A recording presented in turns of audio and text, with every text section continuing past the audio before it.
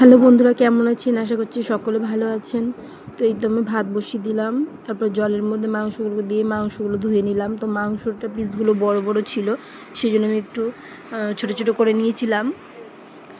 তারপরে তখন মাংসটাকে আমি বাটি থেকে কড়াইয়ের মধ্যে নিলাম। তো আমার বুড়ো নোকটায় ডান হাতের ব্যথা, যে কারণে আমি কড়াই মাছতে পারি না, আমার কড়াইটা কালো হয়ে গেছে। তো কিছু মনে করবেন না। পেঁয়াজ কুচি করে মাংসর মধ্যে দিয়ে দিলাম, তারপরে আলুগুলোকেও দিয়ে দিলাম। একটু মোটা মোটা রেখেছি যাতে গলে না যায়। শরীরটা একদম ভালো না, শরীর এত পরিমাণে খারাপ কি রান্না করতেও মন চাইছে না, কিন্তু রান্না তো করতে হবে, বাচ্চাটা আর বাবাটা খাবে বাকি। তো আমি আদাটাকে গ্রেট করে নিলাম, তারপরে রসুন আর আদাটাকে থেতো করে নিলাম। আপনারা তো জানেন আমার শিলনোড়া নেই, তো আমি গ্লাসে থেতো করে নিলাম। তো এখন নেই ঠিকই আছে, আমি শিলনোড়া খুব তাড়াতাড়ি কিনে নেব। তো ঠাকুরের ইচ্ছাতে ঠাকুর আমাকে যা দিচ্ছে সে প্রচুর পরিমাণেই ঠাকুর আমাকে দিচ্ছে, যে কারণে আমি সব কিছু করতে পারছি আস্তে আস্তে। একটু দেরি হচ্ছে, সময় লাগছে, কিন্তু হয়ে যাচ্ছে। তো আমি ওর মধ্যে সর্ষের তেল, রসুন আর আদাটা যেটা থেতো করলাম সেটা দিয়ে দিলাম।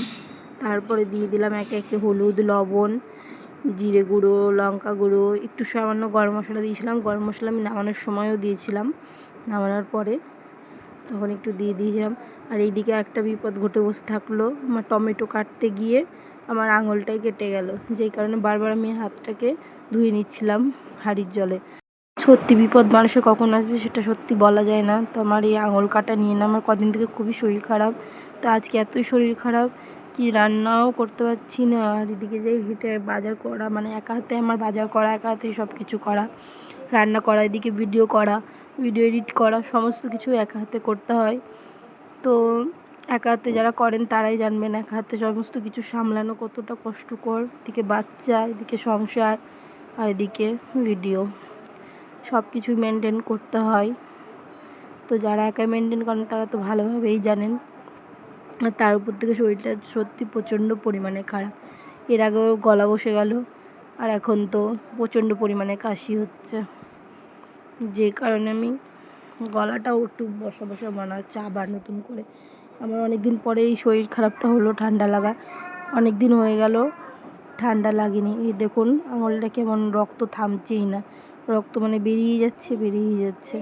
তো আঙুলটাকে আমি একটু চিপে রাখলাম জলে ধুয়ে, যাতে রক্তটা থামে, তাও থামছে না। আর হাঁড়ির জলটা তো পুরো রক্ততে লাল হয়ে গেল, সেই জলটা আমি ফেলে দিতে বললাম। দারচিনি, এলাচ, লবঙ্গ আমি দিয়ে দিলাম, গরম মশলা, এই তিনটে আমার কাছে ছিল। তো ভাজা মশলা দিয়ে মাংসটা রান্না করার অনেক দিন ইচ্ছে আছে, কিন্তু ধনে, গোলমরিচ যেগুলো কেনা হচ্ছে না বলে আমার ভাজা মশলা দিয়ে মাংসটা রান্না করা হচ্ছে না। আর মশলাটাই বা গুঁড়ো করবো কোথায়, সেই জন্য হচ্ছে না মেন কথা এটা। তো গ্যাসটা ধরিয়ে নিলাম, তারপরে মাংসটা বসিয়ে নিলাম। তো মাংসটা আমার শরীর খারাপ, যে কারণে আমি সকাল থেকে যে না খেয়েছি তাও কিছু খেতেও ইচ্ছা করছে না, সে কারণে একটু ঝাল একটু বেশি করে দিয়ে দিলাম, যাতে খেতে পারি, খেতে ইচ্ছে করে একটু ঝাল ঝাল হলে যদি খেতে পারি ভাতটা, সেই জন্য। আবার বাচ্চা খাবে, সেই বুঝেই ঝাল আবার দিতে হবে, বেশি ঝাল দিলে আবার বাচ্চাটাও খেতে পারবে না, ও একদমই ঝাল খেতে পারে না।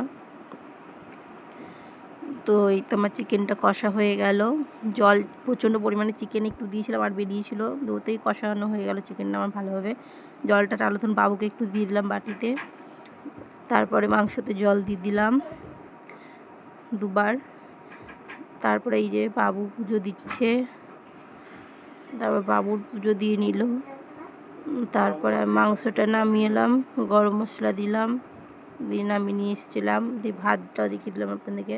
আজকে ভাতটা একটু বেশি পরিমাণে হয়ে গেছে রান্না করা, তো আমরা থালায় ভাত বেড়ে নিলাম। আর তারপরে তখন মাংসটা বাবুকে বেড়ে দিলাম।